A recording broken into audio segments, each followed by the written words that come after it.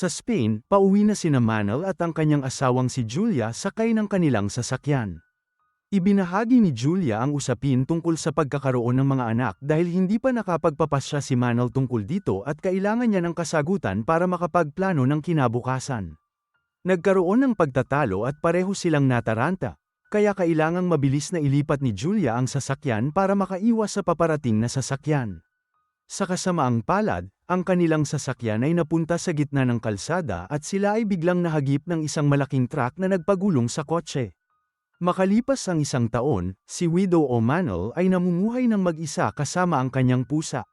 Sa TV, pinag-uusapan ng mga mamamahayag ang tungkol sa UN na tinatalakay ang posibilidad na isara ang mga hangganan dahil may kakaibang virus na dumadaloy sa paligid. Ang mga hakbang sa pag-iwas ay hindi gumagana at ang mga tao ay nagiging marahas sa mga hangganan habang sinusubukang tumakas. Labis na nanlumo si Manel na halos hindi na niya pinansin at kalaunan ay nimute ang TV. Hindi niya nakikita ang security footage ng isang ospital na nagpapakita ng isang pasyente na unti-unting nagiging zombie. Pagkatapos ay sumakay si Manel, napansin ng isang ambulansya na dumaan. May graffiti ang iba't ibang pader sa bayan na nagsasabing malapit na ang wakas. Dumating si Manel sa daungan upang makipagkita sa dalawang babae na interesadong bumili ng kanyang bangka, na hindi niya nagamit simula nang mamatay ang asawa niya. Habang hinahanap ni Manel ang mga papeles ng bangka, nakita ni Manel ang pulse ears ni Julia at ang kanyang isipan ay binuha ng mapait na alaala. Sa kanyang pag-uwi, si Manel ay nakatanggap ng tawag mula sa kanyang kapatid ngunit hindi niya ito pinansin. Huminto siya sa supermarket para sa ilang mga grocery at napansin na ang lahat ay bumibili ng mas maraming pagkain kaysa karaniwan, halos walang laman ang mga istante. Pagkaraan sa bahay, itinali niya ang pulse ears sa leeg ng pusa habang naririnig sa TV na lumitaw ang virus sa Spain. Sa gabi, tinawagan ni Manel ang kanyang kapatid na si Belen na malaking balita. Dahil ang kanyang asawa ay nagtatrabaho sa gobyerno, ang kanyang pamilya ay inilipat sa Canary Islands. At inanyayahan niya siyang sumama, ngunit tumanggi si Manel. Kinabukasan ay napansin ni Manel na aalis na ang lahat ng kapitbahay. Kaya nagpasya siyang gawin ng parehong at dinala ang kanyang pusa. Habang nasa biyahe, narinig niya sa radyo na may kumakalat na bagong variant ng virus sa Europa. Ang variant na ito ay nagpapaikli sa incubation sa ilang minuto lamang at naililipat sa pamamagitan ng mga sugat at kagat. Sa paliparan, pinadalhan ni Manel si Belen ng mensahe na nagsasabing sasama siya pagkatapos ng lahat. Habang sinusubukan ng mga tao na sumakay sa eroplano, ang mga tiket ay tinatanggihan ng walang paliwanag at ang mga tao ay nagsimulang magkagulo. Sigaw sa isang empleyadong hindi alam ang nangyayari. Biglang ipinakita sa malaking screen na lahat ng flight ay kinansela at lahat ay nakakakuha ng mensahe sa kanilang telepono. Nag-aanunsyo ng alerto sa seguridad ng sibil. Ang mga tao ay nataranta at ang ilang mga tao ay nagsisikap na makapasok sa eroplano. Nakatanggap si Manel ng tawag mula kay Belen, na nagsabi sa kanya na magtago sa bahay at huwag umalis hanggat hindi sila nakakakuha ng higit pang balita. Sa sandaling yun ang isang lalaki ay nagnakaw ng baril mula sa mga gwardya at nagbanta na magpapaputok. Kaya nagmamadaling umalis ang mga tao sa airport. Dahil ang lahat ay nagsisikap na umuwi, si Manel ay naipit sa trapiko. At sinasabi ng radyo na ang lahat ng mga kalsada at tulay ay nasa parehong sitwasyon. Habang lumilipad ang mga military helicopter sa itaas nila, ang mga tao ay nagsimulang umalis sa kanilang mga sasakyan at makipagtalo sa ibang mga driver. Ibinahagi sa balita ang ilan na ang mga tauhan ng militar ay inilikas at ang mga tao ay riding to the point na maraming sundalo ang nasugatan. Sa kalaunan, maraming mga driver ang napapagod sa paghihintay, kaya't iniiwan nila ang kanilang mga sasakyan at umalis na naglalakad. Hinawakan ni Manel ang kanyang pusa at nagpasya na gawin ang parehong. Dumating siya sa kanyang kapitbahayan sa oras ng gabi at natuklasan na may isang grupo ng mga sundalo. Pinalibutan ng isang gusali upang maglagay ng isang espesyal na lagusan sa isang bahay. May mga kakaibang ingay na nanggagaling dito at laking gulat ni Manel nang makitang may dalang zombie ang dalawang sundalo. Palabas ng bahay sa pamamagitan ng lagusan habang iniiyakan ni Mrs. ang asawang may sakit sa labas.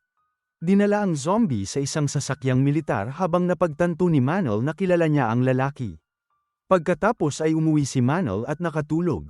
Nang gabing yun ay nanaginip siya tungkol sa aksidente at pagkamatay ni Julia. Kinaumagahan, tinawagan ng video ni Belen si Manol at sinabi sa kanya na nag-oorganisa sila ng mga ligtas na lugar upang muling ipamahagi ang populasyon. Gayunpaman mayroong mga argumento sa hukbo dahil mas maraming tao ang kanilang kinukuha. Mas maraming pagkakataong madala ang virus sa ligtas na zona, at nagkaroon na ng problema ang ibang mga bansa. Sinusubukan ito. Pinayuhan niya si Manol na manatili sa bahay kahit anong mangyari.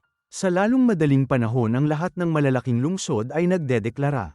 Magkwarentina at huwag hayaan ang sinuman na samilong doon, na nagdudulot ng mas maraming kaguluhan sa mga lansangan. Ang iba ay gumagawa ng mga ideya sa pagbabahagi ng video kung paano gumawa. Baluti at ipagtanggol ang kanilang sarili.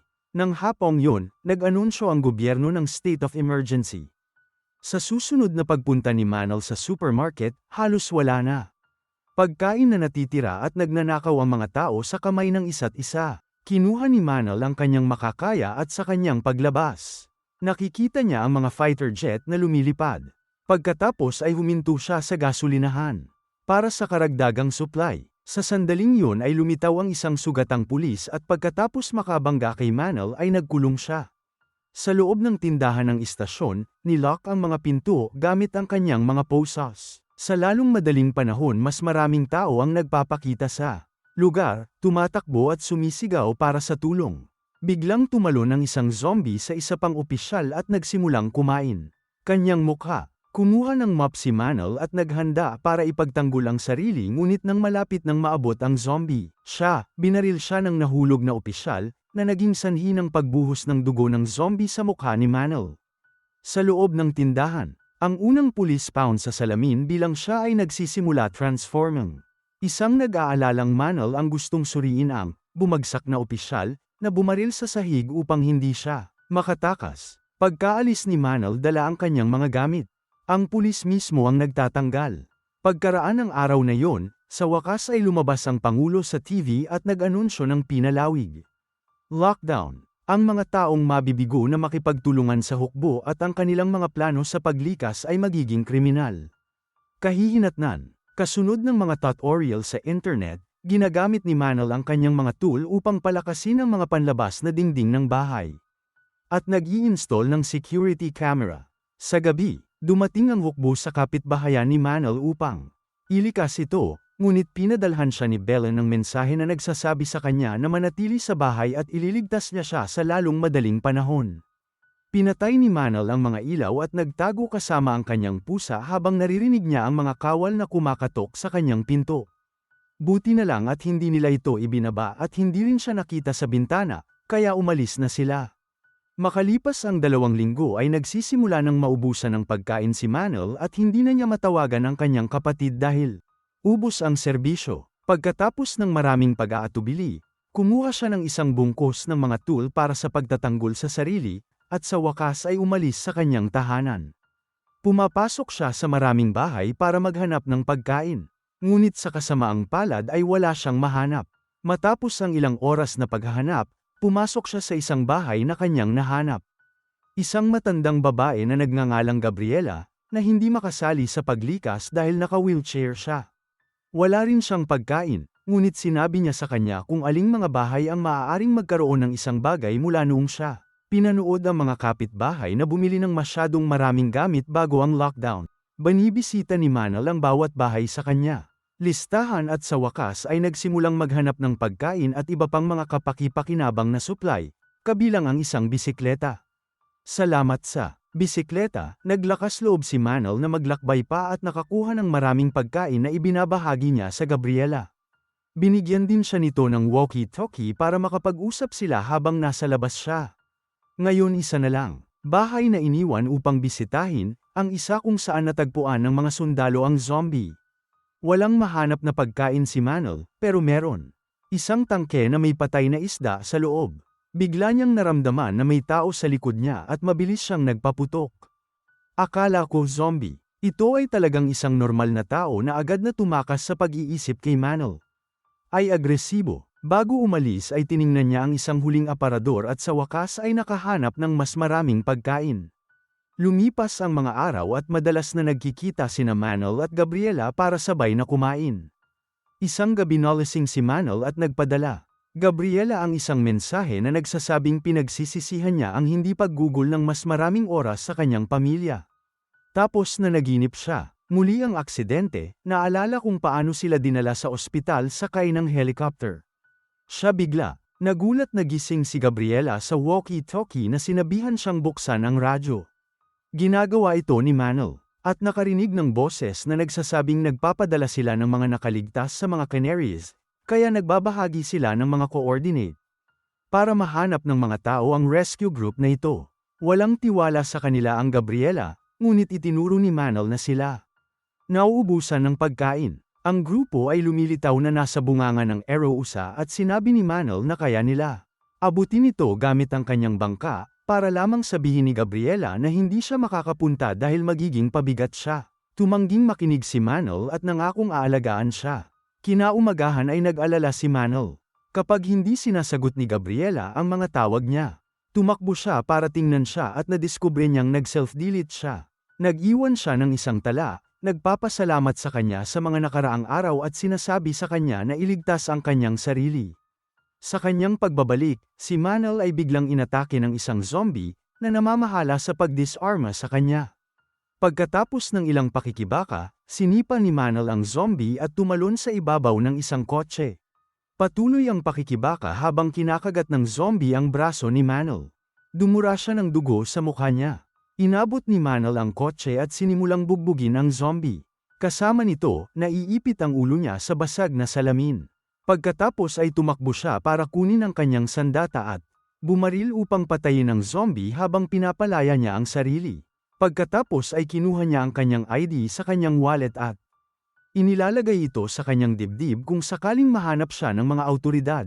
Mamaya sa bahay, nagpapakulo siya ng tubig para malinis kanyang armas at pinadalhan si Bella ng isa pang mensahe na nagsasabing hindi na siya makapaghintay para sa kanya. Pagkatapos ay umalis si Manol kasama ang kanyang pusa sa bisikleta, nagmamaneho ng napakabilis sa walang laman. Mga kalsada, sa kalaunan ay nakahanap siya ng hadlang, kaya wala siyang ibang pagpipilian kundi dumaan sa kagubatan. Doon siya hinahabol ng mga zombie na hindi sapat na mabilis para mahuli siya. Kapag dumaan siya sa isang abandonadong kampo ay natatakot siya. Kung ano ang maaaring makita niya doon. Ngunit wala siyang ibang labasan. Sinimulan niya itong tawirin at isang malaking kawanang. Lumalabas ang mga zombie camper, kaya nagsimula ng mas mabilis si Manol para iwasan silang lahat at maiwasan ang pag-crash. Nagagawa niyang tumawid sa lugar nang hindi nakakagat at umabot sa isa pa. Kalsada, para lamang makahanap ng isang tumpok ng mga katawan na humaharang dito. Masyadong mabilis si Manol para huminto sa oras at, sa halip ay nahulog sa bike. Sa kabutihang palad, ligtas ang pusa sa kanyang kaing. Naririnig ang mga zombie. Papalapit, sumakay muli si Manol sa bisikleta ngunit hindi ito magsisimula, kaya't wala siyang pagpipilian kundi ang tumakbo. Tinawid niya ang kagubatan ng mas mabilis hanggat maaari na halos humihinga sa kanyang likod ang mga zombie. Maya-maya ay nakarating siya sa daungan at nang tumawid siya sa tulay, isinara niya ang gate sa likuran niya. Hindi nagtagal ay nagsimulang hamampes ang mga zombie sa salamin hanggang sa masira nila ito at tumawid din. Ngunit sa sandaling iyon ay si Manol ay tumawid sa isang mas malakas na gate at sa wakas ay nakatakas. Sa una ay iniisip ni Manol na tapos na ang pag-asa dahil natuklasan niya ang lahat ng mga bangka ay nawala mula sa daungan. Gayunpaman, pagkatapos tumingin sa paligid ay nakakita siya ng isang inabandonang bangka na malayo sa tubig. Lumangoy si Manol dito at sinubukan ang makina, ngunit hindi umaandar ang bangka. Sa sandaling yun ay nakarinig siya ng ingay at binuksan niya ang isang pinto upang makita ang isang zombie na sanggol na nakahiga sa isang upuan. Pagkaraan ay umalis si Manol at ang kanyang pusa sakay ng isang maliit na bolsa. Sinusubukan niyang abutin ang lugar mula sa radyo. Mensahe, ngunit ito ay nawasak. Kahit gaano pa siya kalayo sa dalampasigan ay wala pa rin siyang signal. Ngunit patuloy siyang nagre-record ng mga mensahe para sa kanyang kapatid na babae. Nang gabing yun ay huminto ang bolsa sa kalagitnaan ng biyahe. Nang suriin ni Manol ang makina ay natuklasan niyang may bangkay na natigil dito. Sa sandaling yun ay may nakita siyang maliwanag na papalapit at ikinakaway ni Manol ang kanyang mga braso habang sumisigaw ng tulong. Ito pala ay isang bangka na may Ukrainian na lalaking pumayag na sumama sa kanila. Dinala si Manol at ang pusa sa isang malaking barko at binigyan ng pagkain. Ang tanging tao na nakakapagsalita ng Espanyol ay si Victor, na nagpapaliwanag na ang mga Canary ay na-quarantine. At hindi hinayaan ng mga pulis na bumaba ang mga lumikas na nakaligtas. Nagbibigay ng kwarto si Manol pagkatapos niyang mangako na tutulungan niya silang maghanap ng mga gamit sa umaga. Sa kalagitnaan ng gabi, nakarinig si Manol ng ilang boses at dumungaw sa bintana para hanapin ang ilan. Nakaligtas sa isang bangka na humihingi ng tulong. Kinaumagahan ay nagtanong si Manol tungkol sa mga bagong nakaligtas. Ngunit sumusumpa si Victor na walang dumating kagabi. Pagkatapos ay tinawag si Manol sa opisina ng kapitan upang tumulong. Maghanap ng mahalagang gusali sa mapa tulad ng mga ospital at pabrika. Pagkatapos ay natuklasan niya na ang bangkang nakita niya kagabi ay nasa barko at nasa crew ang mga ari-arian ng survivor. Tanong niya kay Victor tungkol dito, ngunit ayaw niyang sumagot. Sa gabi ay lumingon-lingon si Manol sa paligid at napansin niyang dinadala ng barko ang lahat ng mga bangka na sinasakyan ng mga tripulante. Kinuha mula sa mga random na nakaligtas. Iniipon niya ang kanyang mga gamit at itinago ang kanyang pusa at ang kanyang bag para makalusot sa paligid. Barko, sa isang silid sa ibaba. Nakita niya ang dalawang nakaligtas na nakatali. Mabilis na pinalaya ni Manol ang unang lalaki. Ngunit sa sandaling siya ay bumangon, binaril siya ng isang gwardya. Sa sandaling yun ay dumating din si Victor at sumusubok. Para desarmahan ang gwardya, kaya nag-away sila sa baril at aksidenteng nabaril ito, na nasira ang mga bagay sa paligid. Pagkatapos ay nagsimulang magsuntok ang mga lalaki sa isa't isa at nakuha ni Victor ang isang lubid upang masakal ang gwardya, hanggang kamatayan. Ngayon gusto ni Victor na makatakas sa dalawa at pumayag na hanapin ang helicopter. Manol, Victor, at ang ibang nakaligtas ay maingat na pumuslit hanggang sa makarating sila sa isang bangka. Umalis, dalawang gwardya ang nagpaputok. Pinatay ang nakaligtas. Habang papaalis ang bangka, pinaputukan sila ni Victor. Nasugatan lang siya sa balikat. Pinabilis ni Manol ang bangka upang makatakas bago pa nila magawa mapatay. Ilang sandali pa ay nakarating na sila sa dalampasigan at tinulungan ni Manol si Victor na maglakad. Nakahanap sila ng grupo ng mga kotse at zombie na natigil sa loob ng sasakyan na mabilis na pinatay ni Manol. Sa paglalakbay, ipinaliwanag ni Victor na ang kapitan ng barko ay isang halimaw na nagtatayo ng kanlungan sa isang isla. Pagkatapos ay ginamit niya ang baril ni Victor para patayin ito at lalong umaakit ang ingay. Mga zombie na mabilis ding nabaril ni Manol. Naghanap si Manol ng tool na magagamit niya para tanggalin ang bala sa balikat ni Victor. Sa sandaling yun, may narinig siyang boses na nagmumula sa unang palapag kaya umakyat si Manol. May nakikita siyang zombie na naglalakad. At nagtatago bago siya makita. Pagkatapos ay naririnig niya ang mga boses na nagmumula sa vent kaya kinausap niya ang mga ito. Para sa kanyang kasiyahan. Ang basement ay puno ng katawan at usok, kaya dapat takpan ng lahat ang bibig at ilong habang gumagalaw. Sa kasamaang palad, ang pinto ay natigil at kailangan nilang hampasin ito ng palakol upang mabuksan ito. Isang zombie ang lumabas at humarap. Cecilia para kagatin siya. Hinayla siya ni Manol palayo at sinunog ang kanyang mukha sa mainit na tubo bago si Lucia. Pinapatay siya ng palakol. Ngayon ay nahawaan si Cecilia, kaya sinabi niya sa kanila na magpatuloy nang wala siya at umalis. Nakarating ang grupo sa isang koridor at nakakita ng ilang zombie sa likod ng ilang kasangkapan. Nagawa ni Lucia na buksan ang pinto nang hindi nag-iingay ngunit isang bata ang nagsalita nang makita ang kanyang ina, bilang isa sa mga zombie. Sa kabutihang palad ay hindi sila narinig at nagpatuloy sa paglalakad sa pintuan, para lamang sa isang zombie na biglang itulak pababa ang ilang mga istante. Inaalerto ng ingay ang ibang nilalang kaya nagtago si Manol. Kasama ang bata sa loob ng cabinet habang ang iba ay nasa likod ng pinto. Nagsisimulang humagupit ang mga zombie. Sa cabinet at sa isang segundo ay tila tapos na para kay Manol, gayunpaman, dumating ang mga tripulante ng barko at shoot lahat ng zombies down sa ilang minuto. Pagkatapos ng maikling pagtatalo ay umalis sila nang walang nakikitang sinuman. Ngayon ang grupo ay makakarating na sa huling pinto at nakita nila ang lahat ng mga zombie sa labas. Itinatali ni Manal ang isang bungkus ng mga hawla at ginagamit nila. Sila bilang isang kalasag sa buong bakuran. Sa una ay maayos. Ngunit kapag ito ay makaalis, ang ingay. Umaakit sa mga zombie. Ginamit ni Lucia ang kanyang palakol at si Manal ng isang pamatay ng apoy upang panatilihin ang mga ito sa bay habang patuloy na itinulak ni Victor ang mga kulungan. Mabagal silang kumilos ngunit may maraming pagsisikap na ginagawa nila ito. Ang gate. Sinira ni Lucia ang kadena gamit ang kanyang palakol at nananatili kay Manal upang panatilihing pabalik ang mga zombie habang si Victor ay tumatakbo kasama ang mga bata sa helicopter. Pagkatapos ng maraming pagtulak, nagawa ni Lucia at Manal na magsara ang gate at ilock ito ng scarf, pagkatapos ay tumakbo sila para sumama sa iba. Sinubukan ni Victor na simulan ang helicopter ngunit hindi ito gumagana at ang mga zombie ay nagsisimula ng umakyat sa bakod, kaya pumunta si Manal upang labanan sila. Ang tunog ng makina ay nakakuha ng atensyon ng mga tauhan na nagpapakita sa bakuran at nagsimulang bumaril ng mga zombie. Pinutol nila ang bandana para buksan ang gate at binantaang babarilin ang grupo kung hindi sila makikipagtulungan. Maingat na tumango si Victor kay Manal na pinutol ang isa pang kadena. Buksan ang pangalawang gate. Isang bagong kayag ng mga zombie ang sumugod sa bakuran at mabilis na pinalibutan ang mga tripulante. Kagatin sila. May ilang zombie din na lumalapit sa helicopter, kaya nag-hover si Victor para itulak sila. Si Manal ay dumaan sa kawan sa pamamagitan ng pagpatay sa mga zombie gamit ang palakol.